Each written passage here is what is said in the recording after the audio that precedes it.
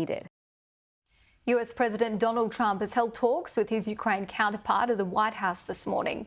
Volodymyr Zelensky's last visit ended in a controversial shouting match. This time, he's described the meeting as long and productive. Joining me live now is President of the Ukrainian Council of New South Wales, Andrew Mencinsky.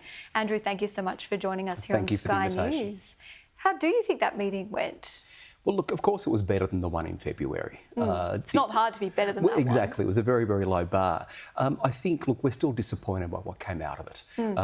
Prior to the meeting, Trump was making quite positive comments about the provision of tomahawks and other offensive weapons. Unfortunately, after a phone call from his friend Vlad, he seems to have cooled on that and no promises were made. And really, so what came out of it appears to be just vague commitments, or not even vague commitments, but just vague statements. What was extremely disappointing was to see is the comment on Truth Social is that both sides should stop where they are. No, we don't need to freeze the conflict. And once again, that type of comment creates an equivalence between Ukraine and Russia, as in they're both belligerents in this war. This is an invasion. You know, Trump shouldn't be saying both sides should stop. He should be saying Russia stop, Russia withdraw. So what approach should he be taking to his meeting with Vladimir Putin in a few weeks? Well, Trump, well, look, I think this talk will be a farce.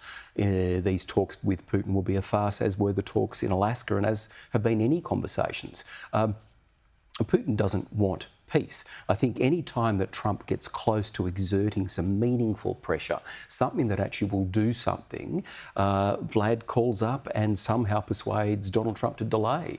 And then it pretends to be negotiating and saying, yes, of course I'm interested in peace. Let's talk about it in a couple of weeks. Give me a few weeks to think about it. And during that period, he kills more civilians. I think what was extremely disappointing, and we saw after the Alaska summit, was that night, Ukraine was attacked once again with increasing intensity. We saw that again. Yesterday, Putin spoke with Trump, got off the call, and then attacked Ukraine with even greater ferocity. There's no desire for peace here. And really, for Trump to feel that something will come out of these negotiations, well, I think he'd be the only person in the world that would think that something productive will come out of this. Why has he managed to achieve peace in Gaza, but with the Ukrainian conflict, it just seems so far away? It is an excellent question. And I think it comes down to applying meaningful consequences. I think, and that's something that he did threaten against Netanyahu and said, if you don't do this, this will happen. And we haven't seen that happen yet with Putin. All we hear is these vague vague statements. There have been no sanctions taken by America against Russia, none whatsoever.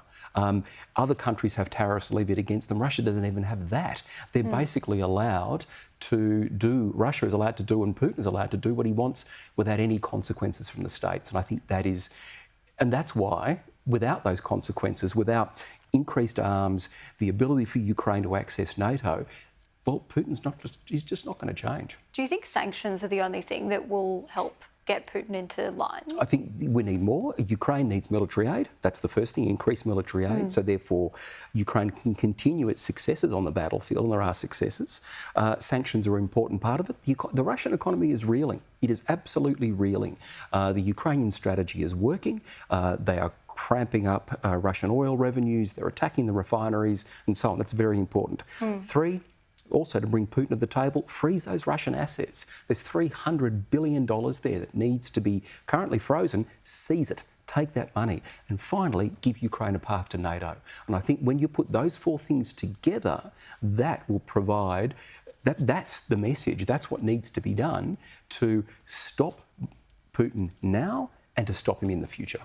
And just while I've got you here as well, there's an event happening tomorrow for the Ukrainian community in Sydney. How are the families going? Look, the families, it's one, we have 4,000 displaced, 5,000 to 6,000 displaced Ukrainians here. And while on balance they're thriving in Australian life, I think the big challenge they've got is they know that their families are at risk of death every single day.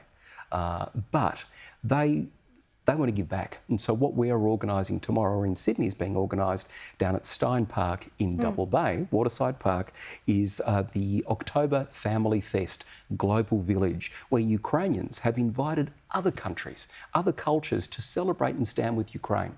And we have 13 other ethnic groups performing with Ukrainians tomorrow. We have 8 other food stalls from other countries serving alongside Ukrainian food.